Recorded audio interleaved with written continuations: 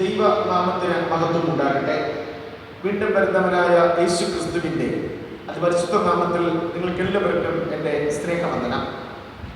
ഇന്ന് നമുക്കൊരുമിച്ച് ധ്യാനത്തിനായി തിരഞ്ഞെടുത്തിരിക്കുന്ന വിഷയം community formation around resurrection experience, ഉത്ഥാന അനുഭവത്തിന് ചുറ്റുമുള്ള സമൂഹ രൂപീകരണം. ഉത്ഥാന അനുഭവത്തിന് ചുറ്റുമുള്ള സമൂഹ രൂപീകരണം. വിശുദ്ധ ലൂക്കോസ് എഴുതിയ സുവിശേഷം 24-ാം അധ്യായത്തിന്റെ 32-ാം വാക്യം. യേശു വഴിയിൽ വെച്ച് നമ്മോട് സംസാരിച്ച തിരുവെഴുത്തുകളെ തെളിയിക്കുമ്പോൾ നമ്മുടെ ഹൃദയം നമ്മുടെ ഉള്ളിൽ കത്തിക്കൊണ്ടിരുന്നില്ലയോ എന്ന് അവർ തമ്മിൽ പറഞ്ഞു. ഒരു നിമിഷം കണ്ണടയ്ക്കാം, കരങ്ങൾ കൂപ്പാം, പ്രാർത്ഥിക്കാം. കാരുണ്യവാനും സ്നേഹവാനുമായ നല്ല ദൈവമേ, ഈ നല്ല പ്രഭാതം ഞങ്ങൾക്ക് ദാനമായി നൽകിയ അവിടുത്തെ വലിയ കൃപകൾക്കായി സ്തോത്രം. കർത്താവേ, ലോക്ക്ഡൗണിന്റെ ഭാഗമായി ഞങ്ങൾ ഭവനങ്ങളിലായിരിക്കുമ്പോഴും തിരുവചനം കേൾക്കുവാനും തിരുവചനം ശ്രദ്ധയോടെ വായിക്കുവാനും അങ്ങ് ഞങ്ങൾക്ക് അവസരമൊരുക്കുന്നതിനായി നന്ദി. കർത്താവേ, ഈ പ്രഭാത ആരാധന ഭവനങ്ങളിൽ നിന്നുകൊണ്ട് ശ്രമിക്കുവാൻ ഇപ്രകാരം അവിടുന്ന് ഞങ്ങൾക്ക് അവസരമൊരുക്കിയല്ലോ. കർത്താവേ, ലോകം ഭയന്നുകൊണ്ടിരിക്കുന്ന COVID-19 എന്ന ആ മാരകമായ വൈറസ് ഞങ്ങളുടെ ദേശത്തെയോ ഞങ്ങളുടെ കുടുംബാംഗങ്ങളെയോ ഞങ്ങളുടെ ബന്ധുമിത്രാദികളുടെ ജീവിതത്തെ കടന്നു വരാത്ത രീതിയിൽ സുരക്ഷിതമായ വലയത്തിനുള്ളിൽ ഞങ്ങളെ സംരക്ഷിക്കാൻ അങ്ങേക്ക് ഇഷ്ടമുണ്ടാകണം. കരുണയുള്ള കർത്താവേ, ഈ പ്രഭാതാരാധന അങ്ങേക്ക് ഹിതകരമായി യാഗമായി തീരുവാൻ അവിടുന്ന് സഹായിക്കണം. അടിയന്റെ വായിലെ വാക്കുകളും ഇത് ശ്രവിക്കുന്ന പ്രിയ മക്കളുടെ ഹൃദയങ്ങളിലെ ധ്യാനവും തിരുമുമ്പാകെ എപ്പോഴും പ്രസാദകരമായിരിക്കുമാറാകട്ടെ. ആമേൻ. ഏതാനും വ്യക്തികൾ ചേർന്ന കുടുംബവും കുടുംബങ്ങൾ ചേർന്ന സമൂഹവും സമൂഹങ്ങൾ ചേർന്ന രാഷ്ട്രവും രൂപപ്പെടുന്നു. ഇന്നത്തെ ചിന്ത അർത്ഥവത്തായ ഒരു സമൂഹത്തെ എങ്ങനെ രൂപീകരിക്കാം എന്നതാണ്. ഇന്ന് വായിച്ചു കേട്ട പഴയ നിയമ ലേഖന സുവിശേഷ വേദഭാഗങ്ങൾ 3 വ്യത്യസ്ത ചിന്തകളാണ് ഒരു നല്ല സമൂഹത്തിന്റെ രൂപീകരണത്തിന് വേണ്ടി നമുക്ക് നൽകുന്നത്. സാധാരണഗതിയിൽ സമൂഹം പല രൂപത്തിലും പല ഭാവത്തിലും രൂപീകൃതമാകാറുണ്ട്. ദൈവത്തെ ആരാധിച്ചുകൊണ്ടിരിക്കുന്ന ഈ ഇടവകയിലെ ഭക്തന്മാരും ഭക്തകളുമായിരിക്കുന്ന നാം ഒരു കൂട്ടായ്മ സമൂഹത്തിലാണ് എന്ന് വേണമെങ്കിൽ പറയാം. ഒരുപക്ഷെ ഈ ശബ്ദം ശ്രവിച്ചുകൊണ്ടിരിക്കുന്ന വിദ്യാർത്ഥിനികൾ അവരുടെ ആവശ്യങ്ങൾക്ക് വേണ്ടി ഒരുമിക്കുമ്പോൾ അതൊരു വിദ്യാർത്ഥി സമൂഹമായി മാറും. ഒരുപക്ഷെ എന്നെ കേട്ടുകൊണ്ടിരിക്കുന്ന സ്ത്രീജനങ്ങൾ അവരുടെ അവകാശങ്ങൾക്ക് വേണ്ടി ഒരുമിക്കുമ്പോൾ അത് സ്ത്രീ സമൂഹം എന്ന ലോകം വിളിക്കും. അങ്ങനെയെങ്കിൽ ഒരു കാര്യം ഉറപ്പിക്കാം, ഒരു സമൂഹം രൂപപ്പെടുന്നത് ഒരു പ്രത്യേക ലക്ഷ്യം മുൻനിർത്തിയാണ്. അങ്ങനെയെങ്കിൽ ഒരു കാര്യം ഉറപ്പിക്കാം, ഒരു സമൂഹം രൂപപ്പെടുവാൻ ഒരു ലക്ഷ്യം അനിവാര്യമാണ്. ഇന്നത്തെ നമ്മുടെ വിഷയം community formation around resurrection experience, ഉത്ഥാന അനുഭവത്തിന് ചുറ്റുമുള്ള സമൂഹ രൂപീകരണം എന്നതാണ്. ഒരു ക്രിസ്തീയ സമൂഹം എന്ന നിലയിൽ നമ്മൾ വ്യത്യസ്തരാണ്. ലോകത്തിൽ ഏറ്റവും കൂടുതൽ ആളുകൾ വിശ്വസിക്കുന്ന ഒരു മതമാണ് ക്രിസ്തു മതം. AD 52 യേശുവിന്റെ ശിഷ്യനായ തോമസിലൂടെ ഹിന്ദുദേശം, ഹൈന്ദവദേശം എന്നൊക്കെ നാം പേര് പറയുന്ന ഈ ഭാരതത്തിലേക്ക് സുവിശേഷം എത്തിപ്പെട്ട നൂറ്റാണ്ടുകൾ പലത് കഴിഞ്ഞിട്ടും ഇന്നും ഭാരതത്തിന്റെ പല ഗ്രാമങ്ങളിലും ഈ സുവിശേഷത്തിന്റെ വെളിച്ചം എത്തിപ്പെട്ടിട്ടില്ല എന്നത് ഒരു യാഥാർത്ഥ്യമാണ്. മറ്റ് മതവിഭാഗങ്ങളിൽ നിന്ന് നമ്മൾ വ്യത്യസ്തരാക്കുന്നത് ക്രിസ്തുവിന്റെ ഉത്ഥാനമാണ് എന്ന വളരെ പ്രസക്തയോടെ നമുക്ക് ഘോഷിക്കുവാൻ കഴിയും. ഹിന്ദു പുരാണങ്ങൾ അനുസരിച്ച് 33 കോടി ദേവന്മാരുണ്ടെങ്കിലും ഒരു ദേവൻ പോലും അല്ലെങ്കിൽ ഒരു ദേവി പോലും മരിച്ച അതേ സ്ഥലത്ത് ഉയർത്തെഴുന്നേറ്റിട്ടില്ല. മറിച്ച് ഒരിടത്ത് മരിച്ചിട്ട് അല്പദിവസം കഴിഞ്ഞ്, അല്പമാസങ്ങൾ കഴിഞ്ഞ്, അല്പവർഷങ്ങൾ കഴിഞ്ഞ് മറ്റൊരു സ്ഥലത്ത് ഉദ്ധാനം ചെയ്തിട്ട് അവർ പറയും, അന്ന് ഇന്ന സ്ഥലത്ത് ജീവിച്ചിരുന്ന ഇന്ന വ്യക്തിയാണ് ഞാനെന്ന് അവകാശപ്പെടാറുണ്ട്. എന്നാൽ നമ്മുടെ ക്രിസ്തു അങ്ങനെയല്ല. മരിച്ച് അടക്കം ചെയ്ത ആ കല്ലറയിലേക്ക് സമൂഹത്തെ ക്ഷണിക്കുകയാണ്. സമൂഹത്തെ ക്ഷണിച്ചിട്ട് നിങ്ങൾ വന്നു നോക്കുക, ഞാൻ കിടന്ന സ്ഥലത്ത് എൻ്റെ ശരീരമില്ല. നിങ്ങൾ എന്നെ തൊട്ടു നോക്കുക. നിങ്ങൾ ആ കുത്തി നോവിച്ച, നിങ്ങൾ മുറിവേൽപ്പിച്ച ആ ക്രിസ്തു ഞാനാണ് എന്ന് പറഞ്ഞുകൊണ്ട് തെളിവുകൾ ശേഷിപ്പിച്ച ഉത്ഥാനാനുഭവത്തിലേക്ക് നമ്മെ ക്ഷണിക്കുന്ന ക്രിസ്തുവിനെയാണ് വേദപുസ്തകത്തിലൂടെ നമുക്ക് മനസ്സിലാക്കുവാൻ കഴിയുന്നത്. മാത്രവുമല്ല, ക്രിസ്തു വളരെ വ്യക്തമായി സുവിശേഷത്തിലൂടെ തന്റെ ശിഷ്യന്മാരോട് പറയുകയാണ്, നിങ്ങൾ എൻ്റെ കൈ നോക്കുവിൻ, ആ മുറിവുകൾ ഇപ്പോഴുമുണ്ട്. എൻ്റെ വിലാപ്പുറം പരിശോധിക്കുവിൻ, കുന്തമുനയേറ്റ ആഴത്തിൽ ഏറ്റ മുറിവ് ഇപ്പോഴും നിങ്ങൾക്ക് വ്യക്തമായി കാണാം. ശരിയായ രീതിയിൽ ഒന്ന് വിലയിരുത്തിയാൽ ക്രിസ്തുവിന്റെ ഉയർപ്പാണ് നമ്മുടെ വിശ്വാസത്തിന്റെ അടിസ്ഥാനമെന്ന് വളരെ വ്യക്തമായി നമുക്ക് മനസ്സിലാക്കുവാൻ കഴിയും. അതുകൊണ്ടാണ് അപ്പോസ്തലനായ പൗലോസ് ഇപ്രകാരം പറഞ്ഞത്, ക്രിസ്തു ഉയർത്തെഴുന്നേറ്റിട്ടില്ലെങ്കിൽ ഞങ്ങളുടെ പ്രസംഗം വ്യർത്ഥം. ക്രിസ്തു ഉയർത്തെഴുന്നേറ്റിട്ടില്ല എങ്കിൽ ഞങ്ങളുടെ പ്രസംഗം വ്യർത്ഥം. വിശ്വാസത്തിന്റെ അടിസ്ഥാനമായ, വിശ്വാസത്തിന്റെ കേന്ദ്രബിന്ദുവായ, വിശ്വാസത്തിന്റെ ആണിക്കല്ലായ ഉത്ഥാനാനുഭവം അഥവാ ക്രിസ്തുവിന്റെ ഉയർപ്പിന്റെ അനുഭവമാണ് ക്രിസ്തീയ സമൂഹത്തിന്റെ രൂപീകരണത്തിന്റെ അടിസ്ഥാനം. ക്രിസ്തുവിന്റെ സ്വാധീനമാണ് അഥവാ ബൈബിളിന്റെ സ്വാധീനമാണ് വിവരവും വിവേകവുമുള്ള ആധുനിക സമൂഹത്തെ രൂപപ്പെടുത്തിയത് എന്ന് നിസ്സംശയം നമുക്ക് ലോകത്തോട് വിളിച്ചു പറയുവാൻ കഴിയും. ലോകത്ത് വിപ്ലവകരമായ മാറ്റങ്ങൾക്ക് തിരികൊളുത്തിയവരെല്ലാം പ്രചോദനം ഉൾക്കൊണ്ടത് ബൈബിളിൽ നിന്നാണ്.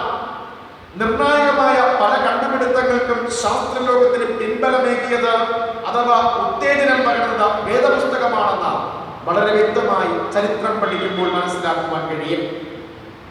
അങ്ങനെയാണെങ്കിൽ നാം ഒന്ന് ചരിത്രത്തിലേക്ക് കണ്ണോടിച്ചു കഴിഞ്ഞാൽ ഈ വേദപുസ്തകം ഏറ്റതുപോലെ വേദനകൾ, ഈ സമൂഹം ഏറ്റതുപോലെയുള്ള പീഡനങ്ങൾ മറ്റൊരു സമൂഹത്തിനും ഉണ്ടായിട്ടില്ല എന്ന് നമുക്ക് തിരിച്ചറിയുവാൻ കഴിയും. എന്നാൽ നാം വായിക്കുന്നത് പോലെ ഓരോ തുള്ളി ചോരയിൽ നിന്നും 1000 പേര് ഉയരുന്നു, അവർ നാടിൻമോചന രണാങ്കണത്തിൽ പടരുന്നു എന്ന പ്രസ്ഥാനമായി പ്രശസ്തനായ വിപ്ലവകാരുടെ ഇരകൾ അർത്ഥവത്തായി തീരുന്നത് കാൽവരിയിലാണ്. കാൽവരിയിലെ കുരിശിൽ നിന്ന് ഇറ്റുവീണ ഓരോ തുള്ളി ചോരയിൽ ലക്ഷക്കണക്കിന് വിശ്വാസികളെയാണ് ക്രിസ്തു സ്വന്തമാക്കിയത്. ക്രിസ്തു തന്റെ കടമ ഭംഗിയായി നിർവഹിച്ചു. എന്നാൽ നമുക്ക് മുന്നിൽ ഒരു ചോദ്യം അവശേഷിക്കുന്നു. നാം നമ്മുടെ ഉത്തരവാദിത്വങ്ങൾ നിറവേറ്റിയോ? ഉത്ഥാനം ചെയ്ത ക്രിസ്തു ഇന്ന് നമ്മോട് പറയുന്നു, നിങ്ങളുടെ ചുറ്റുമുള്ള സമൂഹത്തെ രൂപപ്പെടുത്തേണ്ടത് നിങ്ങളാണ്. ഞാനൊരു സമൂഹത്തെ രൂപപ്പെടുത്തിയതുപോലെ നിങ്ങളായിരിക്കുന്ന ആ പ്രദേശത്തിലെ ചുറ്റുമുള്ള സമൂഹത്തെ ഈ സത്യത്തിലേക്കും വെളിച്ചത്തിലേക്കും നയിക്കേണ്ടത് നിങ്ങളാണ് എന്ന് ക്രിസ്തു വളരെ വ്യക്തമായിട്ട് നമ്മോട് ഈ പ്രഭാതത്തിൽ ആഹ്വാനം ചെയ്യുന്നു.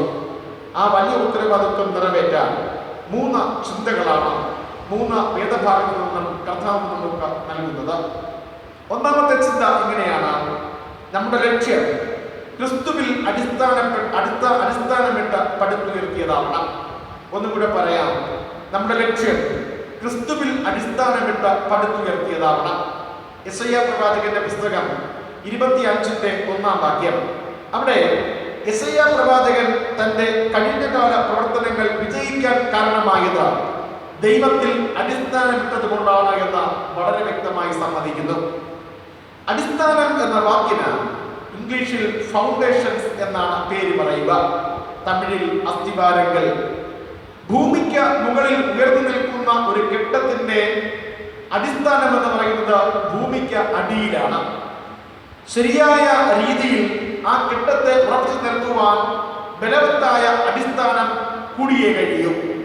ഭൂമിയുടെ അടിയിൽ മറ്റുള്ളവർക്ക് ദൃശ്യമാകാത്ത രീതിയിൽ കെട്ടിപ്പടുത്ത ഒന്നാണ് അടിസ്ഥാനം. കെട്ടിടം ഉയർന്നു കഴിഞ്ഞാൽ പിന്നെ എല്ലാവരും അടിസ്ഥാനത്തെ മറന്നു കളയും.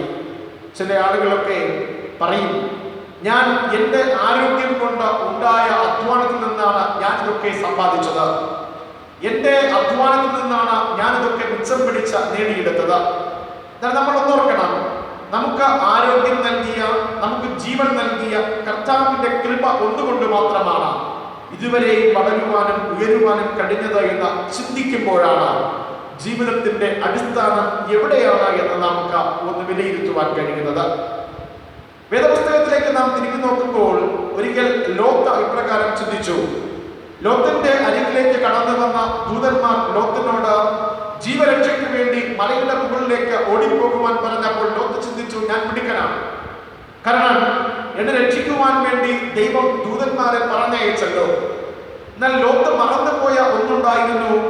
ലോത്ത് ഇവിടെ ഇരുന്നു കൊണ്ട് പ്രാർത്ഥിക്കും. ലോത്ത് ഇവിടെ ഇരിക്കുമ്പോൾ അങ്ങ് ദൂരെ മൈലുകൾക്കകലെ ഇരുന്നു കൊണ്ട് ലോത്തിന് വേണ്ടി പ്രാർത്ഥിച്ച അബ്രഹാമിനെ, ലോത്തിന് വേണ്ടി പ്രാർത്ഥിച്ച അബ്രഹാമിന്റെ മുട്ടിപ്പായ പ്രാർത്ഥനയാണ് ലോത്തിനെയും കുടുംബത്തിനെയും രക്ഷിക്കുവാൻ ദൈവത്തിന് കാരണമായി മാറിയത്. ഇതുപോലെ തന്നെയാണ് നമുക്ക് മുമ്പേ കഴിഞ്ഞു പോയ നമ്മുടെ പിതാക്കന്മാരുടെയും മാതാക്കന്മാരുടെയും നമുക്ക് മുമ്പേ നമ്മുടെ സഭയുടെയും പ്രാർത്ഥനകളാണ് നമ്മുടെ ഉയർച്ചയ്ക്കും നമ്മുടെ സന്തോഷത്തിനും നമ്മുടെ വളർച്ചയ്ക്കും ഒക്കെ കാരണമാകുന്നത് എന്ന് തിരിച്ചറിയുവാൻ നമുക്ക് കഴിയുമ്പോഴാണ് നമ്മുടെ അടിസ്ഥാനം ക്രിസ്തുവിൽ ഉറപ്പിക്കേണ്ടതിന്റെ ആവശ്യകത നമുക്ക് മനസ്സിലാകുന്നത്. അതുകൊണ്ട് യെശയ്യാ പ്രവാചകൻ ഇപ്രകാരം പറയുന്നു, തകർന്നു കിടന്ന ദൈവജനത്തെ ഉദ്ധരിക്കാൻ എനിക്ക് കഴിഞ്ഞത് എന്റെ ലക്ഷ്യം ദൈവത്തിൽ അടിസ്ഥാനമിട്ടത് കൊണ്ട് മാത്രമാണ്. അതുകൊണ്ട് തന്നെ ജീവിതം കെട്ടിപ്പടുക്കണമെങ്കിൽ, ജീവിതം കരുപ്പിടിപ്പിക്കണമെങ്കിൽ, ജീവിതത്തിൽ ലക്ഷ്യബോധം ഉണ്ടാകണമെങ്കിൽ, ജീവിതം സന്തോഷപൂർണമായി തീരണമെങ്കിൽ നിങ്ങൾ ചെയ്യേണ്ടത് നിങ്ങളുടെ അടിസ്ഥാനം ദൈവത്തിൽ ഇട്ടതായിരിക്കണം. നിങ്ങളുടെ അടിസ്ഥാനം ക്രിസ്തുവുമായിട്ട് ബന്ധപ്പെടുത്തിയതാവണം. നിങ്ങളുടെ അടിസ്ഥാനം വേദപുസ്തകത്തിൽ ഊട്ടി ഉറപ്പിച്ചതാകണം. അവിടെ നിന്നാണ് നമ്മൾ ആരംഭിക്കേണ്ടത്. രണ്ടാമത് ഇന്ന് നമുക്ക് നൽകുന്ന ചിന്ത, നമ്മുടെ പ്രവർത്തനം ഉറപ്പുള്ള മൂലക്കല്ലിന്റെ മുകളിലായിരിക്കണം. ഉറപ്പുള്ള മൂലക്കല്ലിന്റെ മുകളിലായിരിക്കണം. അമിത പുകവലി മൂലം BP കൂടി ഒരു വശം തളർന്ന സംസാരശേഷി നഷ്ടപ്പെട്ട ആശുപത്രിയിൽ പ്രവേശിപ്പിക്കപ്പെട്ട പിതാവിനോട് ഞാൻ പറഞ്ഞു, ദൈവം നിങ്ങളെ എഴുന്നേൽപ്പിക്കും. കാരണം നിങ്ങളുടെ ഭാര്യയുടെ പ്രാർത്ഥനയെ ദൈവം മാനിക്കുന്നു. ഭർത്താവിന് വേണ്ടി പ്രാർത്ഥിക്കുന്ന ഭാര്യ, ഭാര്യയ്ക്ക് വേണ്ടി പ്രാർത്ഥിക്കുന്ന ഭർത്താവ്, മക്കൾക്ക് വേണ്ടി കരയുന്ന അമ്മ, അതൊക്കെ ക്രിസ്തീയ ഭവനത്തിന് ഒരു മൂലക്കല്ല് തന്നെയാണ്. യേശു പറഞ്ഞു, തള്ളിക്കളഞ്ഞ കല്ല് മൂലക്കല്ലായി തീർന്നിരിക്കുന്നു. എല്ലാവരാലും തള്ളപ്പെട്ട കല്ല്, പക്ഷേ ആ കല്ല് ഇന്ന് മൂലക്കല്ലായി മാറുകയാണ്. ഒരുപക്ഷെ ആ മൂലക്കല്ലായിരുന്നുവെങ്കിൽ എന്നേ നിന്റെ കെട്ടിടം തകർന്നേനെ. ആ മൂലക്കല്ലായിരുന്നുവെങ്കിൽ എന്നേ ആ കെട്ടിടം ചരിഞ്ഞേനെ. അമ്മ എന്ന മൂലക്കല്ല, അപ്പൻ എന്ന മൂലക്കല്ല, ഭാര്യ എന്ന മൂലക്കല്ല ഇല്ലായിരുന്നുവെങ്കിൽ എന്നേ ആ കുടുംബം നിലംപരിശായേനെ. അപ്പോസ്തല പ്രവൃത്തികളുടെ പുസ്തകം 2-ാം അധ്യായത്തിന്റെ 43 മുതൽ 47 വരെയുള്ള ഭാഗത്ത് എല്ലാവരാലും ഉപേക്ഷിക്കപ്പെട്ട കുറെ മുക്കുവന്മാർ, ചുങ്കം പിരിവുകാർ, എരിവുകാർ, തള്ളപ്പെട്ടവർ, സമൂഹത്തിൽ അംഗീകരിക്കപ്പെടാത്തവർ, യേശുവിന്റെ ഉത്ഥാനത്തിന് ശേഷം യേശുവിന്റെ ശുശ്രൂഷ അവർ ചെയ്തപ്പോൾ ലോകം ഞെട്ടി.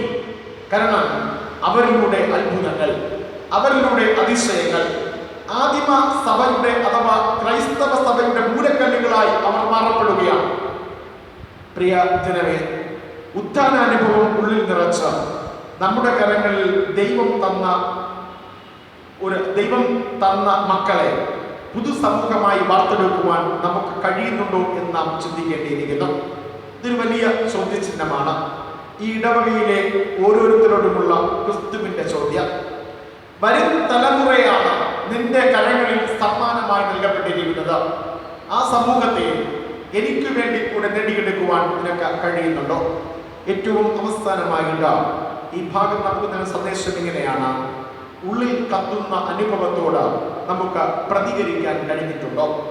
ഉള്ളിൽ കത്തുന്ന അനുഭവത്തോട് നമുക്ക് പ്രതികരിക്കാൻ കഴിഞ്ഞിട്ടുണ്ടോ? വിശുദ്ധ ലൂക്കോസ് 24:13 മുതൽ 35 വരെയുള്ള ഭാഗം. എമ്മൗസിലേക്ക് പോയ 2 ശിഷ്യന്മാരുടെ കൂടെ ചേർന്ന് യേശു യാത്ര ചെയ്തു. യേശു യാത്ര ചെയ്യുക മാത്രമല്ല, അവരുമായിട്ട് സുവിശേഷം ചർച്ച ചെയ്യുകയാണ്.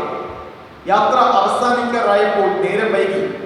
മുന്നോട്ട് നടക്കുവാൻ വേണ്ടി ഭാവിച്ച അപരിചിതനെ നിർബന്ധപൂർവ്വം വീട്ടിൽ കയറ്റി ഭക്ഷണത്തിനിരുന്നപ്പോൾ അപ്പം വാഴ്ത്തിയപ്പോൾ യേശുവാണെന്ന് തിരിച്ചറിഞ്ഞ ഉടനെ യേശു അപ്രത്യക്ഷനായി. അല്പനേരത്തെ ശേഷം ആ ശിഷ്യന്മാർ തമ്മിൽ പറയുകയാണ്, യേശു വഴിയിൽ വെച്ച് നമ്മോട് സംസാരിച്ച തിരുവെഴുത്തുകളെ തെളിയിക്കുമ്പോൾ നമ്മുടെ ഹൃദയം ഉള്ളിൽ കത്തിക്കൊണ്ടിരുന്നില്ലയോ? ദൈവവചനം കേൾക്കുമ്പോഴും പ്രാർത്ഥിക്കുമ്പോഴും ഈ ഇടവകയിലെ പലരുടെയും ഉള്ളിൽ ഈ കത്തലുണ്ട്. പക്ഷേ അനുകൂലമായി പ്രതികരിക്കുവാൻ കഴിയുന്നുണ്ടോ എന്ന് നാം സ്വയം ശോധന ചെയ്യുക, വിലയിരുത്തുക. ഉള്ളിൽ കത്തുന്ന അനുഭവത്തോട് അനുകൂലമായി പ്രതികരിക്കുവാൻ കഴിയുമ്പോഴാണ് ആ സന്ദേശം, ആ കത്തൽ ലക്ഷ്യത്തിലേക്ക് എത്തിച്ചേരുന്നത്. പ്രസംഗം കേൾക്കുമ്പോൾ അതിനനുസരിച്ച് ജീവിക്കണമെന്ന ഉള്ളിൽ കത്തലുണ്ട്. പക്ഷേ ദൈവാലയത്തിലെ പടികൾ ഇറങ്ങുമ്പോൾ തന്നെ അത് ഞാൻ മറന്നു പോകുന്നു. മുടങ്ങിപ്പോയ കുടുംബ പ്രാർത്ഥന പുനരാരംഭിക്കണമെന്ന ഉള്ളിൽ പലപ്പോഴും ക്രിസ്തു കത്തിക്കുന്നുണ്ടാകും. പക്ഷേ ഞാൻ ഇതുവരെ ശരിയായി പ്രതികരിച്ചിട്ടില്ല. മുറിഞ്ഞുപോയ ബന്ധങ്ങൾ പുനരുജ്ജീവിപ്പിക്കണമെന്ന പലപ്പോഴും പ്രസംഗം കേൾക്കുമ്പോൾ ഉള്ളിൽ കത്തലുണ്ടാകാറുണ്ട്. പക്ഷേ ഞാൻ ഇതുവരെ ശരിയായി പ്രതികരിച്ചിട്ടില്ല.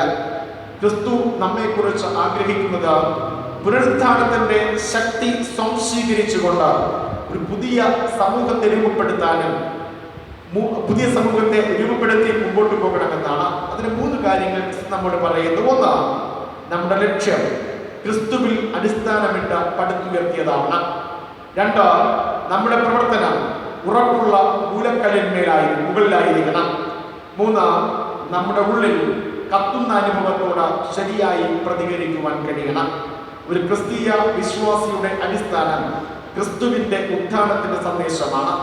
അപ്രകാരം ജീവിച്ചു മുന്നേറുവാൻ ക്രിസ്തുവിന്റെ ഉത്ഥാനവുമായി ചേർന്ന ഒരു പുതിയ സമൂഹത്തിന്റെ രൂപീകരണത്തിന് വേണ്ടി അധ്വാനിക്കുവാൻ സർവശക്തനായ ദൈവം നിങ്ങളെ സഹായിക്കുമാറാകട്ടെ. ആമേൻ.